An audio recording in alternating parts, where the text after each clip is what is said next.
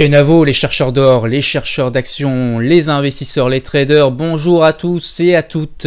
Aujourd'hui, donc, je vais vous parler de mon PEA, mon plan d'épargne en actions.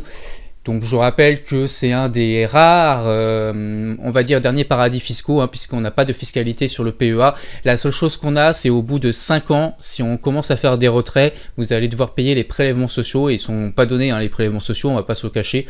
Donc ça, c'est un petit peu le seul bémol, mais par contre, on n'a pas d'impôt sur le revenu, et donc c'est pour ça que c'est absolument génial d'avoir une stratégie dividende sur son PEA, ou une stratégie tout simplement de trading, de valorisation, enfin c'est comme vous voulez. Donc je vous montre mon PEA pour vous expliquer un petit peu ce qui fait partie aussi de la stratégie satellite du Druide, puisque ça je ne le prends pas en compte dans le portefeuille du Druide. Je prends vraiment en compte que mon CTO, mais voilà, ça en fait partie puisque encore une fois, mon PEA va arriver à maturité, je pense, là vous voyez que j'ai l'ouverture en 2021, donc ça va arriver en 2026, donc on n'y est pas encore, ça sera dans 2 ans. Il me reste 2 ans, mais du coup tout ce que je vais accumuler comme dividende sur le PEA pendant les 2 années à venir, je pourrais l'injecter sur le portefeuille du Druide si jamais dans 2 ans, le portefeuille du Druide était à moins 30% ou moins 20%, en tout cas s'il y avait une grosse baisse, je pourrais réinjecter ce capital que j'aurais accumulé sur le PEA. Salut la communauté! Tout le monde cherche des solutions intelligentes pour économiser en 2024 et le PEA est un excellent support pour ça parce qu'il offre des avantages fiscaux incroyables. Premièrement, tous les gains réalisés dans votre PEA sont exonérés d'impôts pendant 5 ans, ce qui permet d'avoir un rendement net et de faire marcher la machine à intérêt composée à plein régime. L'un des gros avantages pour une stratégie dividende est d'avoir beaucoup plus facilement un rendement satisfaisant par rapport au CTO qui lui est beaucoup plus fiscalisé. Et après 5 ans, les retraits sont imposés à un taux bien plus bas que les autres comptes d'investissement. De plus, il n'y a pas d'impôt sur la fortune pour les titres détenus dans votre PEA. Pas mal, hein? Mais attendez, ce n'est pas tout. Vos contributions à votre PEA peuvent également soutenir l'économie française en investissant dans des entreprises locales. Ainsi, non seulement vous en profitez, mais vous contribuez également à la croissance économique.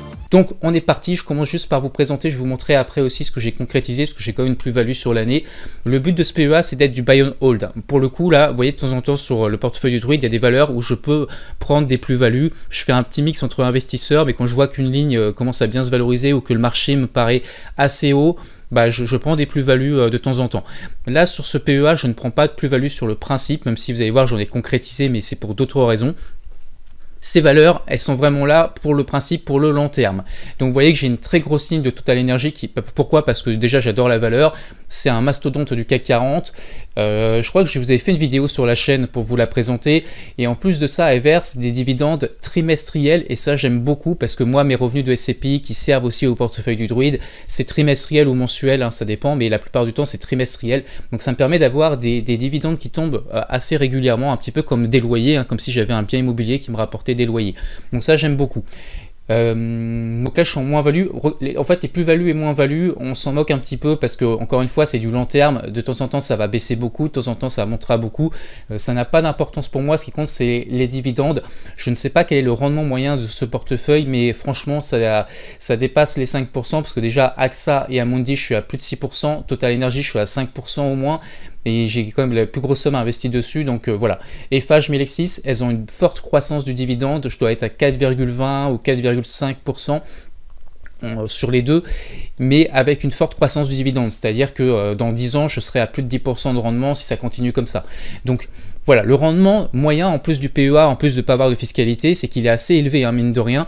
Donc voilà, j'ai pas une un gros montant investi sur ce portefeuille-là, puisque j'ai à peu près 13 000 euros d'investis. J'avais versé en tout 10 765 euros, donc j'ai quand même des plus-values qui ont été faites depuis. Mais voilà, c'est pas un gros portefeuille, mais par contre ça ramène quand même des revenus passifs intéressants.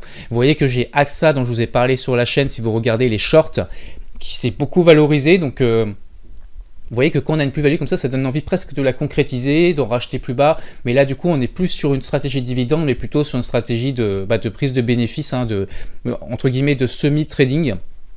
Et c'est un petit peu le problème. Amundi c'est pareil, on est à plus 6%, donc c'est pour ça que j'ai pas voulu revendre pour pouvoir avoir toujours mon rendement sur dividende qui est quand même très intéressant pour un PEA qui n'a pas encore une fois de fiscalité.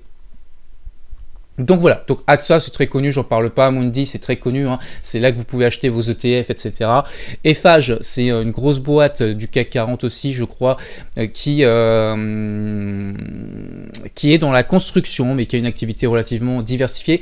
Je préférais à Vinci. Vinci est une boîte exceptionnelle aussi, mais Vinci, le problème c'est que on a eu peur là avec les présidentielles, enfin avec les élections législatives et notamment du Premier ministre, que la gauche se mette à privatiser les autoroutes, etc. ou l'extrême droite d'ailleurs plutôt, c'était plutôt l'extrême droite, oui, à privatiser les autoroutes. Donc c'est un petit peu le risque qu'il y a sur Vinci. L'avantage d'Eiffage, c'est qu'elle est un tout petit peu plus diversifiée dans le sens qu'elle est moins axée sur les autoroutes. Donc voilà, elle a son activité qui est un peu moins tournée vers les autoroutes. Donc c'est pour ça qu'elle intègre le portefeuille. Vous voyez que j'ai pas des grosses lignes sur Eiffage, j'ai pas une grosse ligne sur Melexis non plus, parce que il y a une forte croissance du dividende, c'est des valeurs qui peuvent avoir un très gros rendement à long terme. Mais je suis un tout petit peu moins fan, on va dire, donc c'est pour ça qu'elles sont sous-pondérées par rapport au reste. Mais voilà, en fonction des baisses et des opportunités, et surtout du capital que je peux avoir de côté, peut-être que ces lignes-là vont augmenter un petit peu aussi au fil du temps. Donc voilà, Total Energy reste toujours un petit peu moins volume, mais j'étais à moins 4 ou moins 5% à un moment donné, donc ça remonte. Mais encore une fois, je rappelle que si on a plus 5% de rendement sur le portefeuille, ça veut dire que pour être en moins-value sur l'année, en fait, il faut que la valorisation des actions ait baissé de plus de 5%. Voilà, parce que pour l'instant, j'ai 5% de gains en réalité déjà quasiment d'assuré juste avec les dividendes. Donc ça, c'était juste pour le petit rappel, parce qu'il y a les plus-values, mais pour savoir combien on gagne ou on perd, il faut prendre aussi en compte les dividendes. Et comme j'ai plus 5% de performance sur dividendes, mais au final, je suis positif. De toute façon, là, je suis à plus 0,73% actuellement sur le portefeuille latent. Mais encore une fois, ça m'importe peu, vous avez compris, hein, sur cette stratégie-là. Je vous montre quand même les plus-values qui ont été réalisées. Donc, parce qu'il y a une petite plus-value. Donc j'ai 10% à peu près de performance concrétisée, on va dire, puisque j'ai voilà ici total des plus-values réalisées, j'ai 1043,51 € pour cette année 2024, donc je suis à plus 10% juste avec ce que j'ai concrétisé. C'était pas l'objectif de base, mais voilà, j'avais 2-3 valeurs qui étaient pas vraiment pour une stratégie dividende, donc quand elles sont bien valorisées, j'ai clôturé. Ça me permet d'avoir comme ça une petite performance supplémentaire sur le portefeuille et que j'ai pu réinvestir, parce que du coup les 1000 € de plus-value, j'ai pu les réinvestir sur Eiffage et sur Melexis. Vous voyez que ça fait à peu près les 1000 €, hein, si on additionne ici le montant investi sur ces deux lignes. Ça, ces deux valeurs, elles n'étaient pas là à la base. À la base, je voulais juste faire les trois valeurs. Eh ben, elles ont intégré grâce à la plus-value. Donc c'est aussi l'intérêt de faire du trading à côté. Ça me permet d'avoir du cash pour investir aussi sur d'autres lignes. Il y a une ligne par exemple que je pourrais prendre un jour, c'est Sanofi, qui est une aristocrate dividende qui est là depuis des années et des années. Il faudra que je vérifie les fondamentaux bien sûr, mais j'attends qu'elle baisse parce que là elle est sur des plus hauts historiques, donc c'est pas très intéressant pour le rendement, mais même pour une valorisation, elle est surévaluée à mon sens. Donc voilà un petit peu pour la présentation de mon PEA. Pour quand même faire une vidéo un peu plus complète, je vais vous parler un petit peu des autres placements que j'ai, parce qu'en fait j'ai pas que le portefeuille du Druide et j'ai pas que ce PEA, j'ai aussi un compte de swing trading où j'ai un tout petit capital malheureusement parce que j'ai voulu investir plus sur le portefeuille du Druide. Mais sur ce portefeuille de swing trading, c'est là où ça va être compliqué pour moi, c'est que mon objectif, c'est de l'augmenter considérablement parce que avec ce que j'épargne tous les mois, donc aussi avec mes revenus de SCPI. Pourquoi ? Parce que c'est là où je fais le plus de performance, c'est là où j'ai le moins de volatilité, parce que là, les portefeuilles du Druide ou cette stratégie-là, sur le PEA, l'inconvénient, lorsqu'on est complètement passif, c'est qu'on subit les crises. Donc demain, c'est comme en 2000, 2008, 87, etc. On a un crack boursier et que les actions baissent de moins 50 à moins 60%. Je peux vous dire que ça pique, psychologiquement, c'est pas évident. Donc c'est pour ça aussi, j'explique sur ma chaîne, sur le portefeuille du Druide, que je cherche à avoir des liquidités. Donc c'est pour ça que sur certaines lignes du portefeuille Druide, je prends des plus-values quand j'estime que la plus-value est très intéressante et que l'action est surévaluée. Ça peut m'arriver sur certaines lignes, et des lignes que je garde vraiment pour le long terme, j'ai pas envie de toucher, mais il y en a d'autres où je prends les plus-values et quitte à y revenir plus tard, si jamais ça rebaisse. Donc c'est un peu ça la stratégie, c'est d'essayer d'avoir toujours une poche de liquidité. Donc je vous en parlerai dans le bilan du portefeuille du Druide début octobre. Donc je vous montrerai combien il me reste en liquidité. Ça se trouve, je les aurais réinvestis depuis, il me restera plus rien.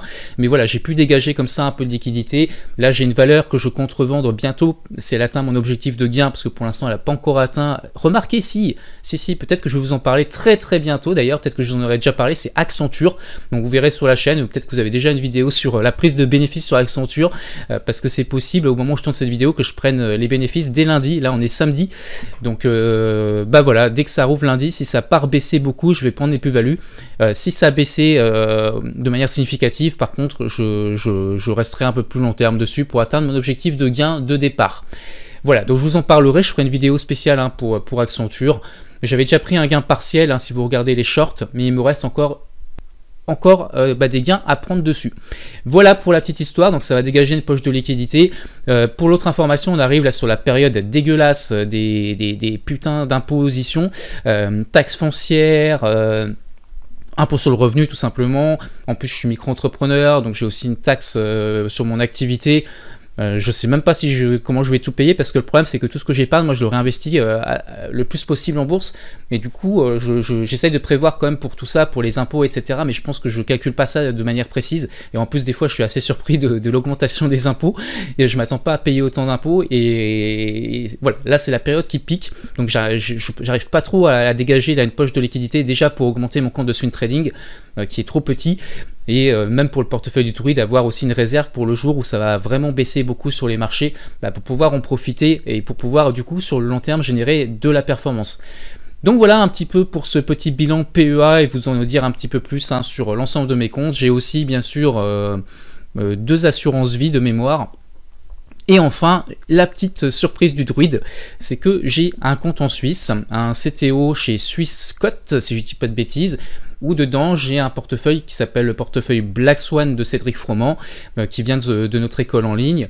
Et ce portefeuille Black Swan, il est là, en fait, j'ai une grosse somme d'argent dessus. Et pour le coup, il est là, si demain il y a un crash boursier de moins 50%, je vais clôturer cette stratégie là-bas pour pouvoir injecter le capital sur le portefeuille du Druide. Donc ça me permet, dans tous les cas, quoi qu'il arrive, si vraiment demain il y a un crack boursier et ça chute énormément, j'aurai de l'argent pour investir sur le portefeuille du Druide sans aucun souci, puisque le capital actuellement investi sur la stratégie, il est nettement inférieur à celui que j'ai sur le portefeuille Black Swan, donc limite j'aurais même investi beaucoup plus sur un bas de marché que sur les niveaux actuels. Donc ça c'était pour la petite stratégie que j'ai. C'est pour ça que je conseille toujours, lorsqu'on part sur du buy and hold ou sur du DCA sur indice ou ce genre de choses, attention, il y a énormément de volatilité, même si on achète des actions sous-valorisées, il faut faire attention, et c'est pour ça qu'il faut absolument avoir du capital de côté pour se dire, il faut partir du principe qu'un jour on aura ce crash, et si on a ce crash demain, il faut que je puisse en profiter. Voilà un petit peu une des clés de la potion magique du Druide. Le Druide vous salue avec son ami Panoramix, vous souhaite écoutez, une excellente fin de semaine ou une excellente semaine suivant quand vous verrez cette vidéo, et on se retrouve très bientôt pour une prochaine vidéo. Pensez à vous abonner et à mettre un petit j'aime si le format vous plaît pour que je puisse continuer cette activité. Parce que si au bout de quelques mois je m'aperçois que la chaîne n'augmente pas de ses abonnés ou ses vues, il n'y a peut-être pas grand intérêt pour moi de continuer cette expérience, hein, puisque je le fais, moi je vends rien, je ne gagne rien du tout, je prends sur mon temps libre entre guillemets, et encore parfois c'est même sur mon temps de travail pour tourner ces vidéos et partager avec vous. Mais l'idée c'est vraiment de vous montrer que voilà, avec une stratégie simple on peut aussi être rentable sur le long terme. Et puis au fur et à mesure, hein, vous expliquer voilà pourquoi les prises de position, les sorties de position aussi de temps en temps. Voilà, ça permet de vous montrer vraiment quelque chose de concret et pas de la parlotte. Et voilà, vous avez les résultats en face de vous. À très bientôt. Bye bye.